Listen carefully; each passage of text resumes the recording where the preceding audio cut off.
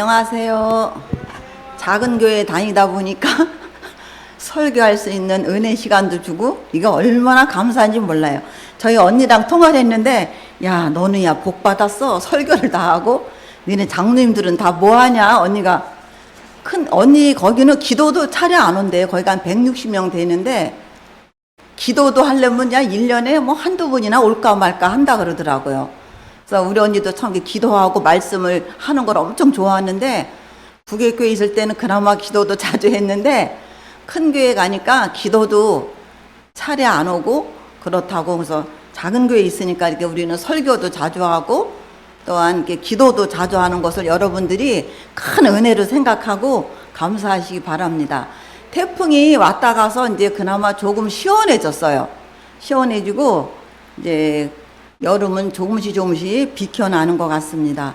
제가 이제 올 여름에 엄청 더웠잖아요. 더웠는데 제가 이제 말씀을 쭉 읽으면서 출애굽을 제가 읽었어요. 제가 사도행전하고 출애굽하고 사복음서를 좋아해요. 그리고 신명기를 제가 엄청 좋아하는데 옛날에는 출애굽 신명기가 어려웠어요. 근데 그거를 이제 깨닫고 나서 그 깊이를 아니까 신명기 말씀이 또 그렇게 좋더라고요. 근데 출애굽도 좋고, 그래서 오늘은 특별히 출애굽에 있는 말씀으로 우리가 이제 은혜를 받는데, 또 사도행전도 좋아요. 왜냐면 하나님의 사랑을 흠뻑 받은 사람들이 견딜 수 없어서 뛰쳐나가는 그 사도행전의 말씀도 좋아합니다.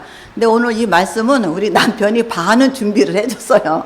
저는 다 써갖고 이제 그전에 이렇게 노트 막 두꺼운 거 갖고 나왔잖아요. 노트를. 근데 오늘은 제가 말씀을 이제 여러 장을 써서 남편을 줬어요. 그래갖고 이거 좀 쳐달라고.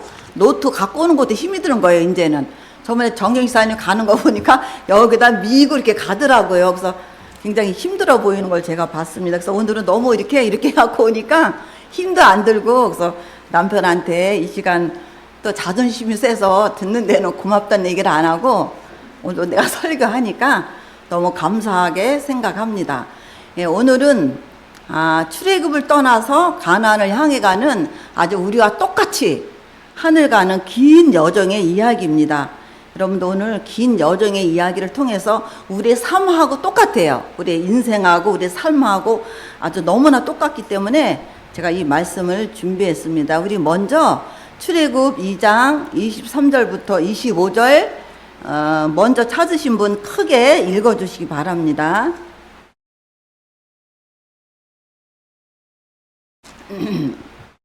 이 출애굽 2장 23절부터 25절 말씀입니다.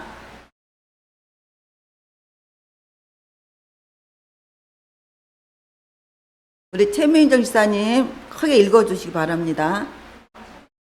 안 찾았어요? 그래. 그러면은 제가 24절, 이거 이제 24절 말씀이 오늘 핵심이거든요. 하나님이 그들에게 고통 소리를 들으시고 하나님이 아브라함과 이삭과 야곱에게 세운 그 언약을 기억하사, 하나님께서 그들의 고통의 소리를 들으셨대요. 그래서 아브라함과 이삭과 야곱에게 세운 그 약속을 기억하시고 그들을 출애굽을 시킵니다. 그래서 출애굽은 뭐냐면은 애굽을 떠나서 하늘을 향해 가는 긴 여정이에요. 우리가 세상을 떠나서 하늘 가는 분명한 우리들에도 목적이 있습니다. 네, 바로 세상 사람들의 이야기가 아니라 하나님의 백성들의 이야기입니다. 그 애굽에 살던 하나님의 백성들이 하나님께서 사랑과 또한 인도로 긴 여정을 함께하는 것을 우리가 보게 됩니다. 그리고 역사의 마지막도 그렇잖아요. 역사의 마지막도 우리 재림 성도는 바로 재림을 기다리고 있고 또 하늘을 향해서 가는 긴 여정이에요, 사실은. 그래서 그 맥락이 아주 이렇게 출애굽하고 똑같습니다.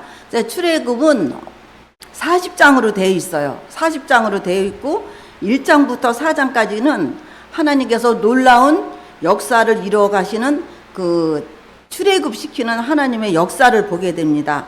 근데 하나님께서 제가 이 말씀을 준비하면서 시대마다 이기마다 사람을 쓰셔요. 근데 이게 보니까는 이게 단체로 쓰는 게 아니더라고요. 개인을 택하셔서 그를 훈련시켜서 하나님께서는 쓰십니다. 그분이 바로 누구냐면 모세예요. 그래서 하나님께서는 모세를 택하셔서 강야에서 40일 동안 훈련을 시키고 하나님의 계획 아래 모세가 다 있었어요. 그래서 훈련시키시고 그를 출애굽 가운데 맨 앞장서게 하는 그의 하나님의 계획을 우리가 이렇게 보게 됩니다. 그래서 하나님께서는 출애굽 1장 4장 쭉 보면은 하나님께서 모세를 선택하는데 여러 사람을 선택하지 않더라고요. 한 사람을 선택하더라고요. 그래서 모세를 강야에서 그가 왕년에는 그 왕자였잖아요. 그래서 왕자의 때를 다 벗어야 됐어요. 왕자 때는 말도 잘하고 인물도 좋고 얼마나 인기가 많았겠어요. 근데 강야에서 40일 동안 그 세상의 때를 다 벗어야만이 하나님의 일을 할 수가 있었어요. 그래서 하나님께서는 모세를 택하는데 출애굽 3장 14절에 보면 하나님이 모세에게 이르시되 나는 스스로 있는 자라. 또 이르시되 너는 이스라엘 자손에게 이같이 이르기를 스스로 있는 자가 너희에게 보내셨다 하라. 그렇게 말씀하고 계시거든요. 그래서 하나님께서는 모세를 훈련시키셔서 선자로 만들어서 하나님의 계획 안에 있게 합니다. 그래서 하나님께서는 쓰시고자 하는 사람들을 이렇게 쭉 보면은 훈련을 시키는 걸 볼 수가 있어요. 그리고 연단을 받게 해서 그 선지자로 만들고 또한 사도로 만들고 성도로 만들고 또 전도자로 전도인으로 만드는 것을 우리가 보게 됩니다. 그 성경에도 사복음서에 보면 고난을 안 받은 사람이 없어요. 사도행전에 보면은 다 고난을 겪은 다음에 나중에 십자가를 지는 그런 장면이 나오지요. 그래서 5장부터 9장까지는 재앙을 내려요. 강박한 바로의 마음은 결코 풀어지지가 않아요. 그리고 12장에서 제가 가장 좋아하는 장입니다. 6월절 장, 바로 피의 이야기가 나옵니다. 예수님을 상징하는 피의 이야기. 12장에 그 6월절 장이 쭉 나옵니다. 그래서 어린 양의 죽은 바로 피의 이야기. 그러면서 13장에서는 이스라엘 백성들이 기어코 떠납니다. 구름 기둥과 불 기둥으로 인도하시는 하나님의 놀라운 사랑을 보게 됩니다. 근데 이스라엘 백성들이 홍해 앞에 왔는데 하나님께서는 홍해 길을 쫙 하고 열리게 하십니다. 바닷길을 마르게 하시고 또한 거기를 지나가게 하십니다. 근데 이 홍해 바다가 언제 갈라졌냐면 출애굽기 14장 24절에 보니까 새벽에 여호와께서 구름 기둥 가운데서 애굽 군대를 보시고 그 군대를 어저럽게 했다 그랬어요. 그러니까 새벽에 역사가 이루어지는 걸 보게 돼요. 그러니까 만나도 그 새벽에 내렸잖아요. 그리고 또한 그 홍해길도 바로 새벽에 열렸습니다. 그래서 만나도 새벽에 내림으로 새벽의 역사라고 우리는 말을 하죠. 그래서 우리도 어때요? 하루의 일을 시작하면서 일어나자마자 우리가 물 마시고 또한 세수하고 하나님의 말씀을 먼저 보지 않습니까? 왜냐하면 일어나자마자 하나님과 먼저 만남이 너무너무 중요한 것 같아요.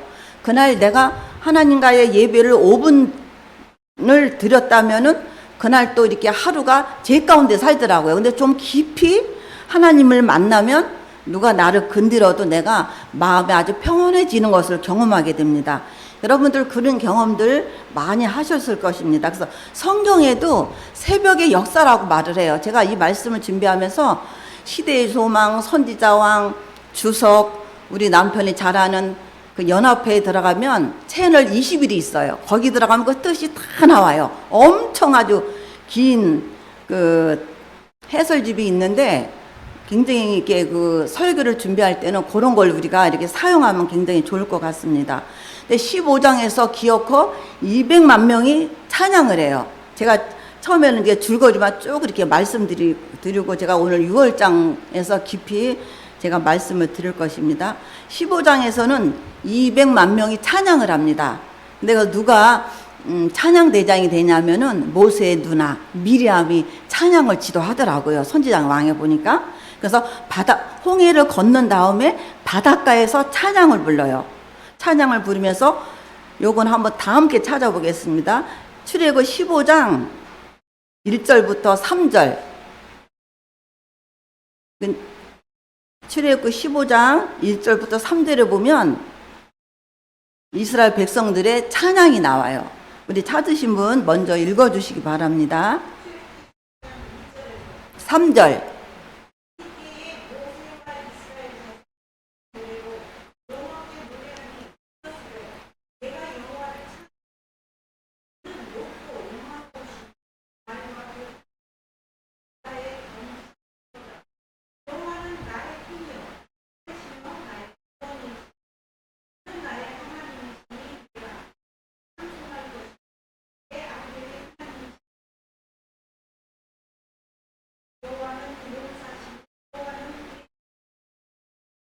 아멘.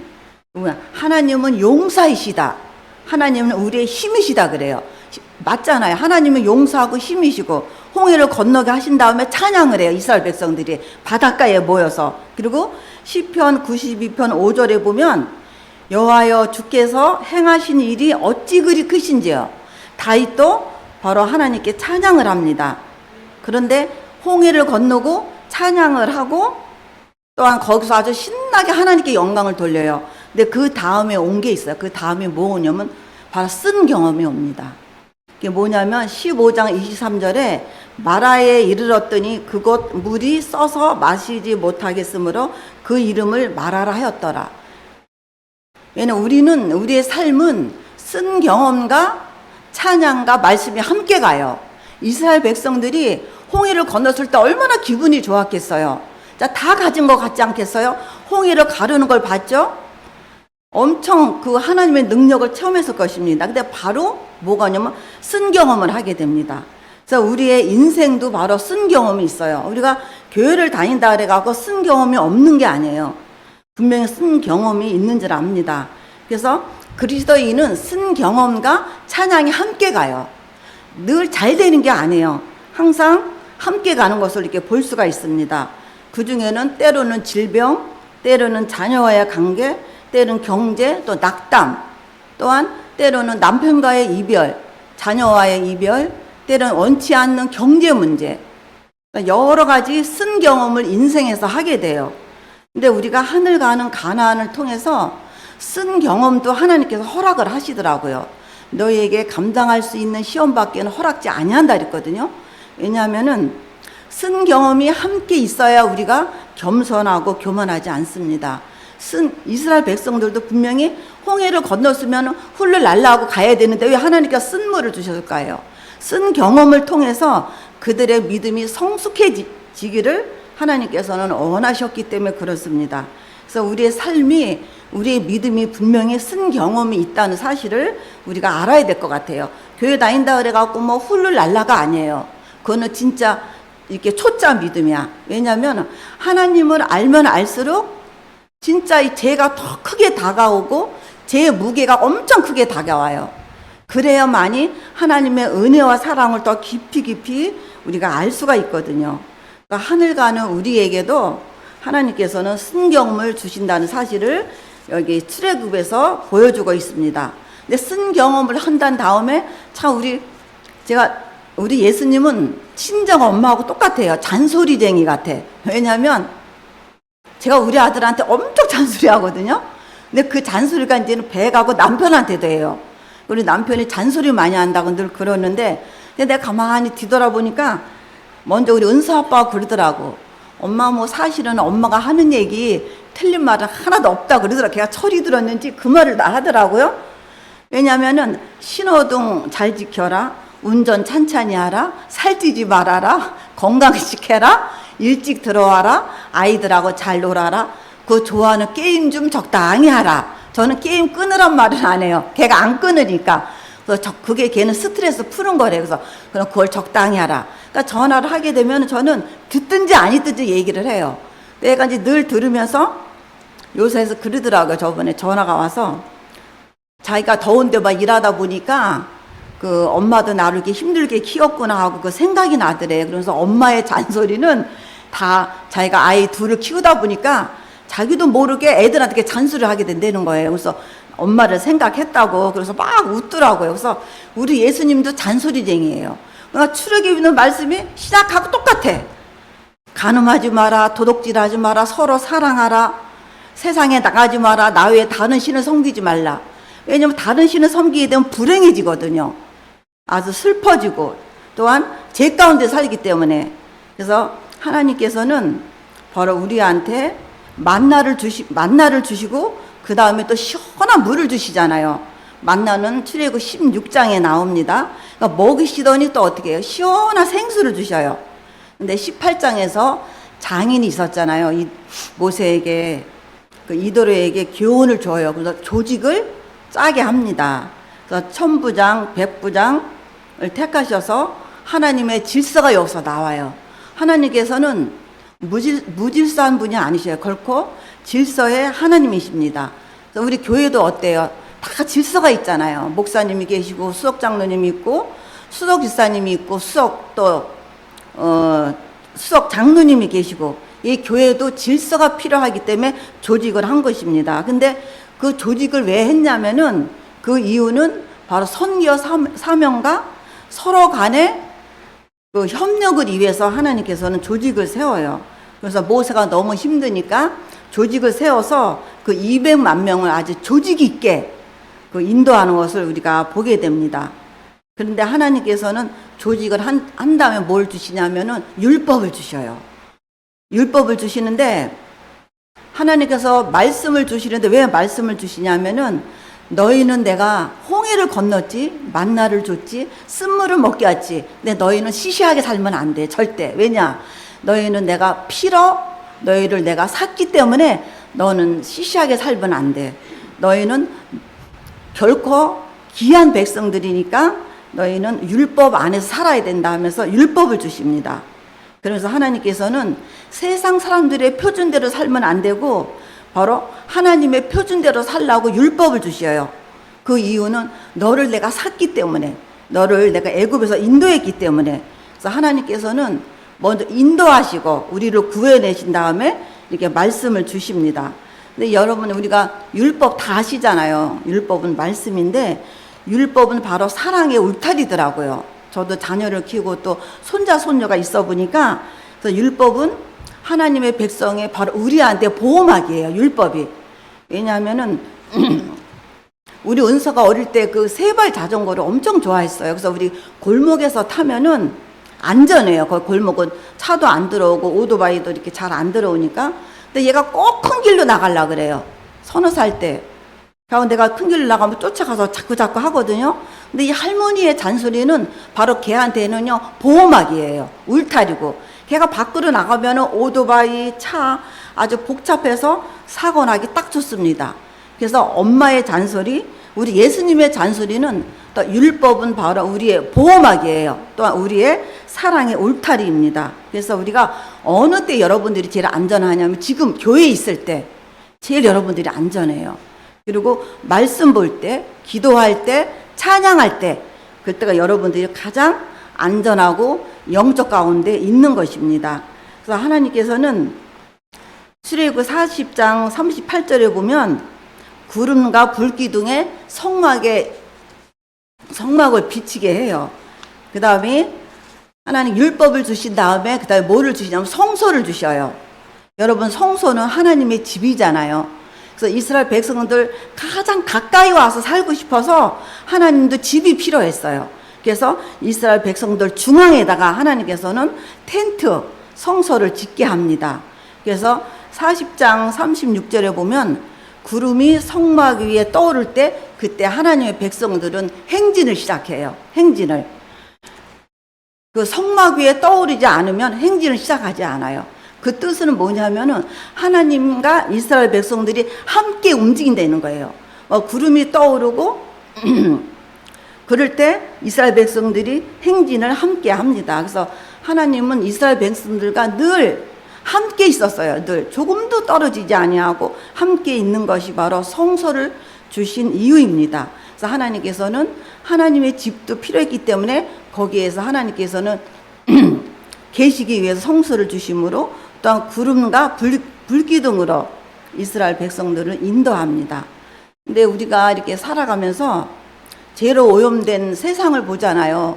제가 세상을 보면서 사실 이 땅에서 나를 말씀 가운데 비춰봤을 때 우리가 부족하고 제 가운데 살짝이 너무 많잖아요. 그래서 오늘날 성소는 저는 우리의 마음이고 교회라고 생각을 해요. 여러분들이 교회 오거나 또 집에서 말씀 볼 때 우리의 부족하고 죄로 오염된 모든 것이 다시 회복이 돼요. 치료가 되고 그게 바로 영적인 성소가 우리 마음에 있고 이 교회에 있는 것입니다. 그래서 우리가 이 안식일을 통해서 우리가 느슨했던 믿음 또 죄로 오염됐던 모든 것들이 다시 치료받고 회복되는 것이 바로 이 안식의 기쁨입니다.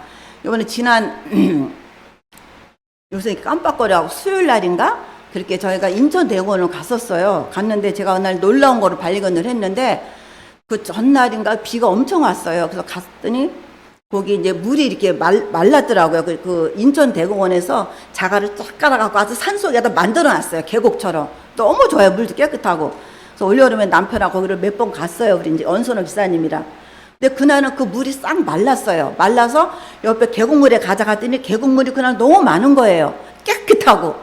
근데 놀라운 게 뭐냐면 그 옆에 나무가 그게 외국나무라고 하더라고요. 저희 남편이 그러는데 그 나무 이름은 제가 지금 못 외웠는데 그 줄기가 그 세상에 그 계곡에 푹 담가 있는 거예요. 그 줄기가. 근데 유난히 담가 있는 그 나무만 청청해요. 얼마나 잎사귀가 청청하고 내가 우리 남편하고 원성사님한테 이거 봐라. 잎사귀가 아니 뿌리가 물에 푹 담가 있는 건 나무가 청청하지 않냐. 그래서 물은 성령이고 또 물의 근원은 예수님인데 우리도 말씀에 푹 젖어 있으면 절대로 누가 와서 우리를 건들지 못할 것이다. 건드려도 우리는 뿌리째 뽑히지 않을 것이다. 그 계곡에 있잖아요. 나무 뿌리가 다 담겨져 있는 거예요. 근데 그 전날에 비가 많이 와서 그런지 계곡에 물도 엄청 많더라고요. 그래서 처음에 그 물을 담그는데 얼마나 발이 차가운지 저는 오래 못 담갔어요. 그래갖고 거 좀 놀다가 이렇게 왔는데 나무를 봐도 나무도 물이 없으면 죽잖아요. 근데 물에 담궈져 있는 그 뿌리는 아주 청청한 걸 제가 그날 보면서 야, 우리가 말씀에 젖어 있고 기도에 젖어 있고 특별히 예배를 살아가는 성도는 늘 하나님한테 붙어 있고 젖어 있구나. 그걸 제가 이렇게 마음속으로 느꼈습니다. 근데 제가 이제 앞서에서 말씀드린 것처럼 저는 출애굽 12장을 제일 좋아해요, 사실은. 그래서 바로 6월장 장이잖아요. 근데 하나님께서 출애굽 12장 12절 우리 한번 다 함께 찾아보겠습니다. 출애굽 12장 12절입니다.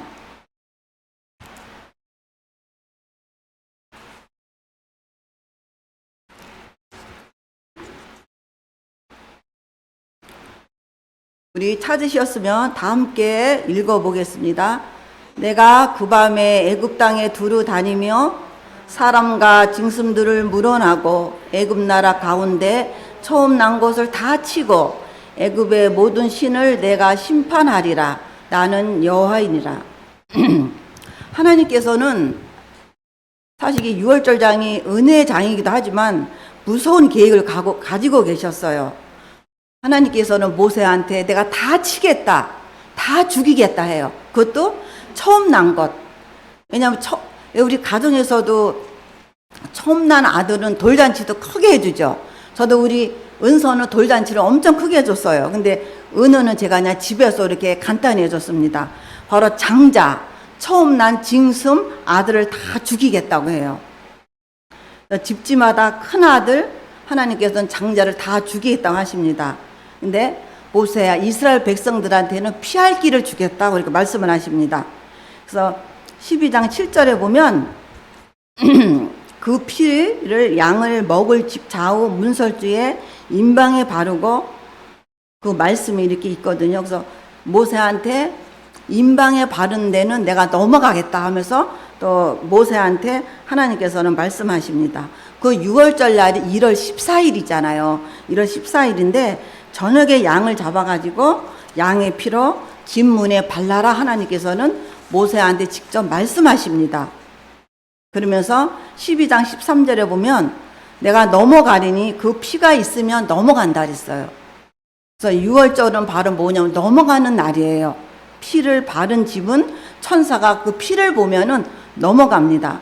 그래서 이스라엘 백성들은 피를 바른 집하고 안 바른 집하고 어느 차이가 나죠. 피를 바른 집은 장자가 죽질 않아요. 피를 안 바른 집은 바로 장자가 죽습니다. 그날 밤에 여기저기서 곡하는 소리가 들려요. 근데 여기에 출애굽 12장 22절에 보면 우슬초를 묶어 가지고 인방에 발랐다 그랬어요. 여러분, 만약에 우리 모세가 다니면서 우리 피를 바르면 우리 장자가 안 죽는다고 했을 때 여러분들은 적게 발랐을 거예요? 결코 아닐 거예요. 양을 잡아서 우슬초에다가 흠뻑 묻혀갖고 양도 인방에 흠뻑 발랐을 거예요. 그 바르면서 우리 아들이 안 죽기를 바라는 마음으로 발랐을 거예요. 바르고 또 바르고 했을 거예요. 왜냐면 피를 보면은 넘어간다 그랬거든요. 근데 이 엄마 또한 이 아버지는 아주 열심히 발랐을 것입니다. 그리고 가족들을 다 불러들이라 그래요. 그러면서 들에 나가 있던 산에 가 있던 아들 딸들을 다 불러 모으고 가정에서 있으라고 합니다. 그래서 바로 구원의 장소는 저는 들도 아니고 산도 아니고 바로 가정이에요. 왜 하나님께서 가정으로 불러 모으라 그랬거든요. 그리고 피를 바르라 그랬거든요. 그래서 오늘날 가정이 엄청 저는 중요하다고 생각을 해요. 왜냐하면 가정은 평소 우리가 먹고 자고 지고 또 늘 출입하는 곳이잖아요. 가정은 우리가 가장 사랑하는 바로 가족들이 있어요. 그래서 하나님께서는 그 가족들을 다 구원하는 것을 출애굽에서 볼 수 있어요. 그래서 이거를 깨닫고 나서는 조금은 알았지만 엄청 은혜를 받았습니다. 그래서 선지자 왕 보니까 나가 다 불러들여요. 가족들을 다 불러들여서 집에 모으고 그리고 우슬초로 피를 바릅니다. 그래서 온 가족이 구원받는 것을 이렇게 보게 됩니다. 그래서 하나님께서 바로 구원의 안식처는 어디냐면 바로 가정이에요. 근데 오늘 우리 가정이 어때요? 다 뿔뿔이 헤어져 있잖아요. 누구는 영주에 가 있고 누구는 충청도에 가 있고 누구는 서울에 가 있고 그러잖아요. 그래서 우리가 비록 떨어져 있을지라도 우리가 그들을 위하여서 기도하고 늘 말씀을 우리가 전한다면 그들 마음이 말씀에 있을 것입니다. 분명히 구원의 안식처는 가정 집이었어요. 출애굽 당시도. 그러면 딸 아들이 따로 살아면 거기서 피를 바르면 되거든요. 아니, 다 불러들이라 그랬어요. 그리고 거기서 피를 바르게 이렇게 했습니다. 그래서 그 집이 바로 예수님의 피가 있어야만이 구원을 받는 장소가 됩니다. 그래서 오늘날 우리가 진짜 이 세상이 죄로 오염됐지만 우리 집에 예수님이 계시고 예수님의 피가 있는지 우리 한번 깊이 생각하는 시간이 되었으면 합니다. 그래서 구원의 표가 뭐냐면 바로 예수님이 계시는 게 구원의 표예요. 그날 1월 14일 밤에 피를 바르는 것은 바로 예수님이 함께 했다는 뜻이거든요. 바로 예수님을 양으로 표현한 것처럼 말입니다. 그래서 예수님이 계시는 가정은 그 가족이 다 구원을 받습니다. 그래서 6월절은 뭐냐면 마지막 밤. 그래서 6월절은 가나안을 향해 가는 첫 번째 시작이라 그랬어요. 그래서 세상에 속한 사람이 아니라 우리는 하늘을 가는 순례길을 가는 바로 나그네와 같은 것입니다. 그래서 출애굽기 12장 11절에 보면 이거 한번 다 함께 찾아보겠습니다. 출애굽기 12장 11절입니다.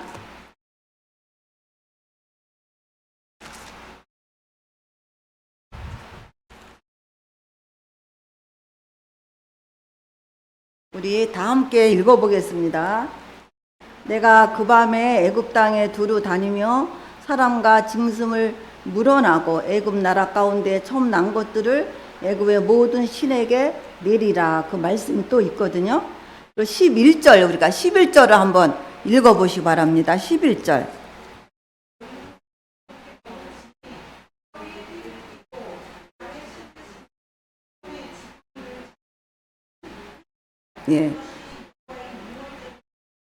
하나님께서는 12장 11절에 보면 허리에 띠를 띠고 급히 먹으라 그랬어요. 왜? 하나님께서는 천천히 먹어도 되고 지금 먹기 싫으면은 나중에 먹어도 되는데 아주 급히 먹으라 그랬습니다. 그래서 하나님께서는 허리에 띠를 띠고 신발을 신고 그 지팡이를 잡고 또 자라 그리고 말씀하시고 급히 먹으라 그랬어요. 그 이유는 뭐냐면은 그들은 그날 밤에 떠나야 하기 때문에 그랬습니다. 그들이 안 떠나면은 급히 먹을 필요가 없었어요. 그 이스라엘 백성들한테 니네 들에 나갔다 왔으니까 목욕 재배하고 다리 쭉 뻗고 자라 하지 않았어요. 신을 신고 지팡이를 잡고 허리에 띠를 띠고 그리고 준비하고 있으라고 하나님께서는 말씀하십니다. 여러분, 우리가 이게 신발을 신고 군대 가면 5분 대기조라는 게 있대요. 그래서 비상시에 그 군대 갔다 온 분은 거의 다 알 거예요. 그 군화를 신고 잔다고 합니다. 왜냐하면 비상시대에는 그 군화 신을 시간도 없대요. 왜냐하면 갑자기 북한에서 내려오는데 군화를 언제 신겠나. 그래서 다 신고 잔다고 합니다. 근데 사이렌이 울리면 안전 무장하고 나가는 것입니다. 그래서 이들은 허리에 띠를 띠고 신발을 신는 원인은 그날 밤에 애굽을 떠나야 하기 때문에 완전 무장해야 되기 때문에 그렇게 준비하는 것입니다. 그래서 애굽은 자기네 집이 아니잖아요. 이 사람들은 떠나야 할 사람들이기 때문에 완전 무장을 했어야 됩니다. 그래서 그들은 갈 곳이 있는 사람들이에요. 우리도 갈 곳이 있잖아요, 여러분. 우리도 하늘 갈 곳이 있기 때문에 우리도 늘 완전 무장하고 우리도 살아야 되겠죠. 그래서 그들은 그날 밤 새기 전 바로 가나안을 향해서 첫 발을 내딛어야 했습니다. 그래서 우리는 이 세상에 살면서 우리가 웬만하면 간편하고 웬만하면 필요한 것만 가지고 살아야 되지 않겠어요. 근데 점점 이렇게 집에도 보면은 점점 이렇게 버리는 연습을 해야 될 것 같아요. 내가 보니까 그냥 자꾸 연습을 하지 않으면 자꾸 쌓여져요. 이렇게 보니까 옷도 그렇고 뭐 그릇도 그렇고 사실 그릇 같은 것도 상도 1년에 한 번도 안 쓰더라고요. 우리 집 앞에 상을 4개를 내놨어요. 그 교사상. 얼마나든지 필요하신 분 갖고 가세요. 그래서 제가 하나는 갖다 놨어요. 저 뒷배는 나는 우리 거보다 더 새 거 너무 좋아. 그래서 그거를 이제 이렇게 정지사님이 들고 오면서 이것도 가져오면 안 되는데 근데 너무 좋은 거예요. 아주 반질반질 새 거야. 근데 그분이 이제 그 앞에 이사 온 지가 얼마 안 된 분인데 자기네 진짜 집들이 하는데 하루뿐이 안 썼대요. 근데 사이도 오면 그날로 가고 며느리도 오면 안 자고 간대요. 그날로 간대. 그래서 식탁이 큰 거 있어서 식탁에서 먹지 교자상에서 안 먹는다. 그래서 4개나 내놓은 거예요. 그 집들이 하려고 샀대요. 4개나. 그래서 저희가 이제 하나 집에다 갖다 놨는데 우리가 간편하게 살아야 할 필요가 있는 것 같아요. 왜냐하면은 그 옛날에 제가 그 시골에 우리 친정 거 교회 다닐 때 제 많은 이 세상은 내 집 아니네 그 노래가 있거든요. 그리고 우리가 지금은 나그네 되어도 왜냐면 우리는 나그네고 이 세상에 살 사람이 아니기 때문에 점점 우리는 줄여야 된다고 이렇게 생각을 합니다. 그래서 그 이유는 우리도 하늘 가나안을 해서 우리도 떠나야 할 사람들이잖아요. 그래서 이 땅에 집, 돈, 땅 진짜 세상 것들에 우리가 마음을 둔다면 우리는 절대 못 떠나요. 내가 보니까 요새 제가 집에다 집착을 하더라고요. 갔다가 돌아오는 게 문을 안 잠근 거야. 근데 잠궜어요, 분명히. 저번에 영주 갈 때도 문을 착하다 내가 잠궜는데 문을 안 잠근 것 같은 거예요, 이게. 그래서 내가 주여 내가 왜 이렇게 집에다 집착을 하지? 그러면서 혼자 내 자신이 한심한 거야. 보니까 제대로 잠겨 있는데 또 와서 한 번을 보는 거예요. 그래서 맞아, 내가 집에다 문을 안 잠그더라도 갖고 갈 것도 없는데 그냥 옷뿐이 없는데 뭐 사실 갖고 갈 것도 없거든요. 뭐가 있어 집에 뭐 현금이 있어 뭐 있어 아무것도 없는데 한쪽으로 그 생각을 하니까 마음이 너무 편한 거예요. 그래갖고 집착에서 저는 벗어나야 된다고 생각을 해요. 그게 바로 집, 돈, 욕심, 이기심 그런 것이 우리가 바로 하늘 가나는 길에 걸림돌이 되지 않는지 이 저녁에 한번 생각해 보시기 바랍니다. 근데 앞으로 그 진리의 허리띠를 띠라고 그랬잖아요. 허리띠는 뭐냐면 말씀의 빛에 따라서 살라고 하는 거예요. 우리가 각 사람마다 말씀의 빛이 틀리고 마음의 그릇이 다 달라요. 누구는 끝까지 살아가서 분명히 우리 중에서 우리 순교까지 할 사람이 있을 거예요. 이곳에 우리 저 학생들은 순교까지 할 것 같아. 근데 끝까지 살아서 수중력까지 하는 사람이 있는가 하면 누구는 그 시험을 감당치 못해서 또 하나님께서 잠재우신다 그랬잖아요. 누구는 또 작은 시험도 견디지 못하니까 하나님께서 또 미리 잠줄 수도 있어요. 그것처럼 말씀의 빛에 따라서 우리는 살아야 될 것 같아요. 그리고 신을 신어야 한다 그랬잖아요. 왜 신을 신고 자라 그랬냐면은 언제든지 하나님께서 가라면 우리는 가야 돼요. 오늘 저기 김명희 이사님 방문 가라 그러면 저희 가야 돼요. 그게 바로 복음의 신을 신는 것입니다. 오늘 정도수 씨 방문 가라 우리는 가야 됩니다. 오늘 구도다 만나라고 만나야 됩니다. 우리가 그래서 복음의 신을 신으라고 하십니다. 그래서 우리가 늘 복음의 신을 신어야만이 늘 영혼들을 향해서 우리가 찾아 나설 수가 있어요. 또 지팡이를 잡으라 그랬잖아요. 하필 지팡이를 잡으라는 것은 봉사의 직분을 다 하라는 거예요. 사실 이제 우리 인생이 얼마 안 남았어요. 제가 보니까 이 봉사를 이제 하고 싶어도 못해. 체력이 딸리기 힘드니까. 그래서 우리가 최선을 다해서 나에게 주어진 일을 여러분들이 감당하시길 바랍니다. 그래서 지금은 보니까 나를 보니까 말씀이 머리로 들어오더라고요. 집에 읽을 때. 그 다음에 심장으로 내려와. 근데 손과 발이 안 나가. 여기까지는 오더라고요. 뭐 때로는 울기도 하고 때로는 회개도 하고 때로는 막 예수님이 좋아서 할렐루야도 하고 막 펑펑 울어서 막 눈이 팅팅도 부어. 그런데 손과 발은 안 나가. 이게 바로 이 마지막 시대에 라오디게에 주는 뜨뜻 미지근한 신앙입니다. 우리가 마음까지는 내려와요. 여러분들 다 뜨거울 적이 있잖아요. 교회 다니면서 기도할 때 마음이 뜨거워서 어찌할 거 그 경험하시잖아요. 근데 손과 발이 나가야 됩니다. 그래서 지팡이를 잡으라는 것은 뭐냐면 손과 발이 나가야만이 그 봉사잖아요. 손과 발이 나가는 게 그것까지 나가야만이 이 시대에 약속하신 늦은 비 성령을 하나님께서 부어주시겠다고 약속하셨습니다. 왜냐하면 우리는 세상에 속한 사람은 아니기 때문에 그래요. 우리는 바로 하늘을 향해서 가는 우리는 나그네이기 때문에 우리는 그렇게 살아야 됩니다. 그래서 세상의 짐을 우리가 다 내려놓고 우리의 정신이 우리가 하늘에 갈 사람처럼 살아야 돼요. 우리의 정신이. 우리가 때로는 뭐 산에가 있든 때로는 나가 있든 집에 있든 간에 우리 정신이 어디에 있냐 이거예요. 우리 정신이 늘 예수님을 기억하고 예수님을 사모하면서 사는 것이 바로 예수님을 사랑하는 거예요. 믿음의 행위가 뭐냐면 여러분들이 오늘 그 믿음의 행위를 실천하셨어요. 믿음의 행위는 여러분들이 오늘 교회에 온 게 바로 믿음의 행위입니다. 이건 여러분들이 할 수 있잖아요. 그게 바로 믿음의 행위입니다. 그래서 우리 하나님께서 믿음의 행위를 이 시대에 하라고 이렇게 말씀을 하십니다. 그러면서 제가 순서를 잘못 넣어갖고 그래서 오늘날에 말씀은 다 풍성해요. 내가 보니까 말씀 모르는 사람은 없어. 근데 말씀을 저는 요새 어떨 때 말씀을 깨닫는 게 두려워요. 나 정직하게 얘기하면 제가 우리 남편한테 그 얘기를 많이 했어요.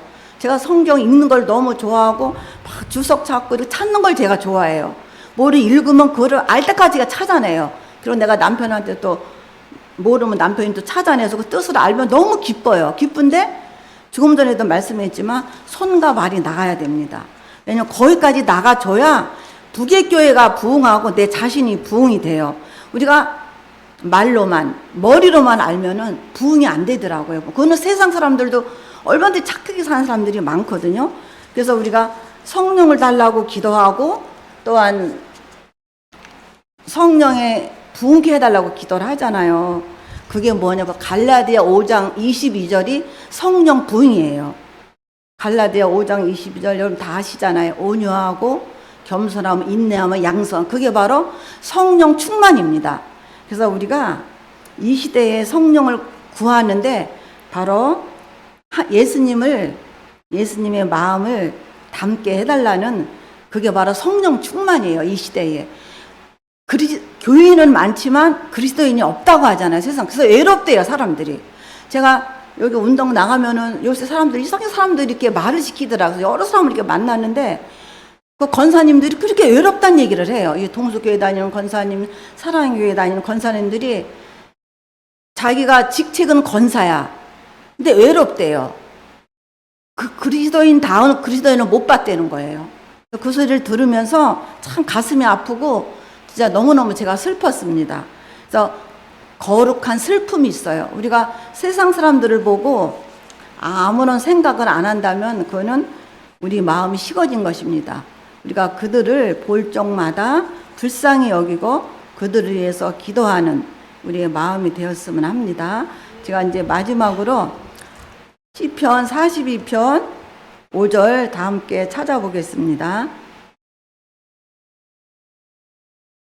시편 42편 5절입니다.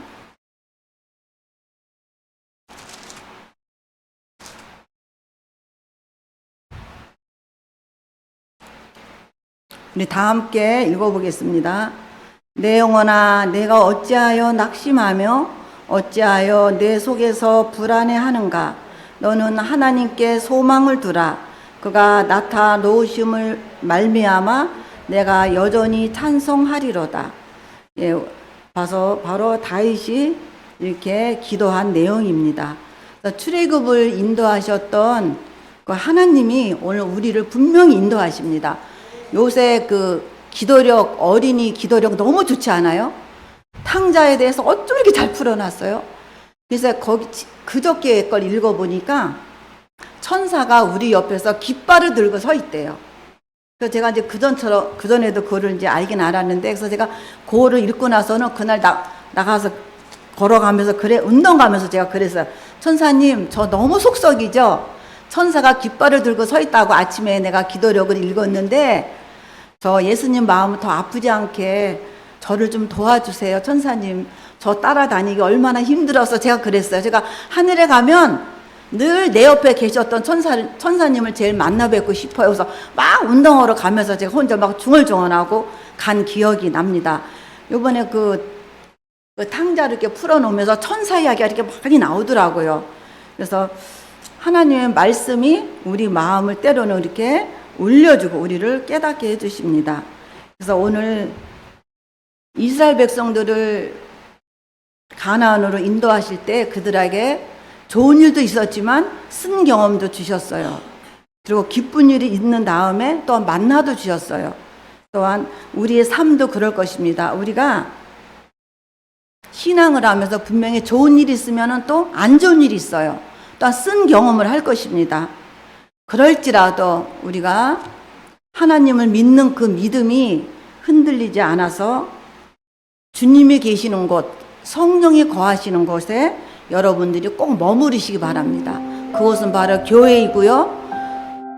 여러분들이 기도하는 장소이고요. 말씀을 보는 장소입니다. 그리고 전도하는 그곳에 성령이 머무르기를 좋아합니다.